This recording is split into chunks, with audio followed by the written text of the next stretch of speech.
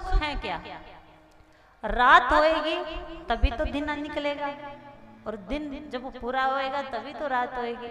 और आपने अपने जीवन में अनुभव किया हो, कैसा ही बुरा समय हो दुखों का, लेकिन वो भी निकल जाता है, और जीवन में कितना ही अच्छा समय हो सुखों का, वो भी निकल जाता है। देखिए उन पांडवों को देखिए, उन्होंने बचपन से आश्रय कृष्ण का लिया। अगर भीम को जहर पिलाया गया तो वो किसकी तरफ भागे? कृष्ण की तरफ। बोलना पड़ेगा महाराज। एक साधे सब सदे, सब साधे सब जाएं। हर व्यक्ति एक इच्छा के साथ किसी मंदिर में, किसी बाबा जी के पास, किसी पीर के पास, किसी पैगंबर के पास, किसी भक्त के पास जाता है। जाते हो ना आप भी? बोलना पड़ेगा। मेरी हाथों की लकीरें देख दो, मेरी जन्म पत्री देख दो, मेरा व्यापार नहीं चल रहा है, कोई तावीज बना के दे दो। जाते हो ना सभी?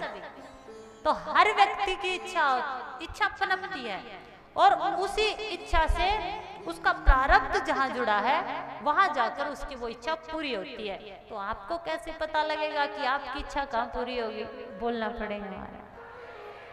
उसके लिए मैंने आपको अभी जो तरीका बताया ना आपके जीवन का, जो सारी बातें बताई, ये अपने जीवन में अपनाइए।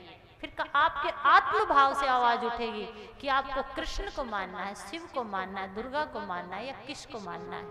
फिर आप उसी भाव में जाओगे।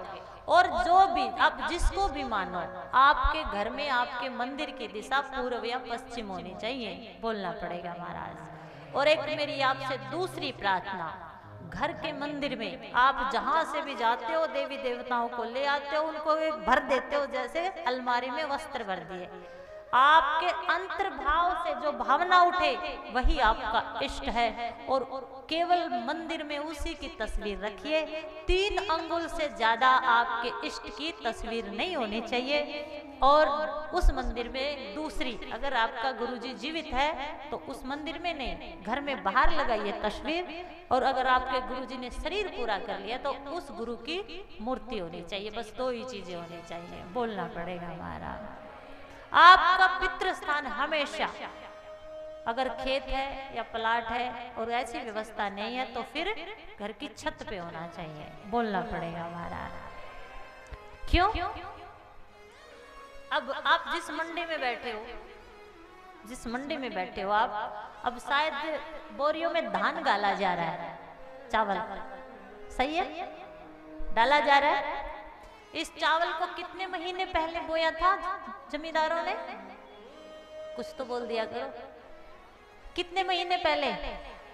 6 महीने पहले धरती को इस लायक किया, फिर इसको बीज डाला, फिर पानी दिया, इसको पकाया। 6 महीने बाद ये बोरियों में आया। इन्हीं में से एक बीज डाला जाएगा, जो शायद 1 बोरी बीज खेत में डाला गया होगा। कितना डलता है मुझे तो पता नहीं, कितना डाला गया? 1 बोरी।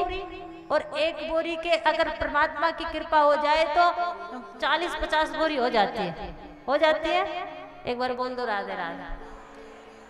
हो जाती है। तो उस बीज में, वो बीज जो है, अब चावल से तो चावल ही होगा।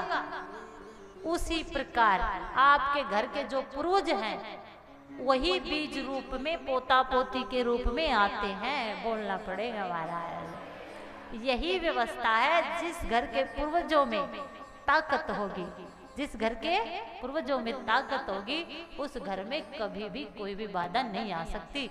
और उस घर के पूर्वजों को ताकत देने के लिए आपको और कुछ ना करके केवल एक ही काम कर लो, गौ माता को अपने जीवन में ले आओ। बोलना पड़ेगा महाराज। गौ माता की सेवा, गौ माता के दर्शन, गौ माता की जो भी वस्तुएं हैं वो घर में उपयोग करो। ज्यादा कुछ ना करके इतना ही कर लो। क्यों? मरने के बाद भी व्यक्ति की हड्डियों में पाप रह जाते हैं। बोलना पड़ेगा महाराज। रह जाते हैं। अगर ना रह जाते हो तो घर का कोई व्यक्ति शमशान घाट से हड्डियां उठा के हरिद्वार ना ले जाता। बोलना पड़ेगा महाराज।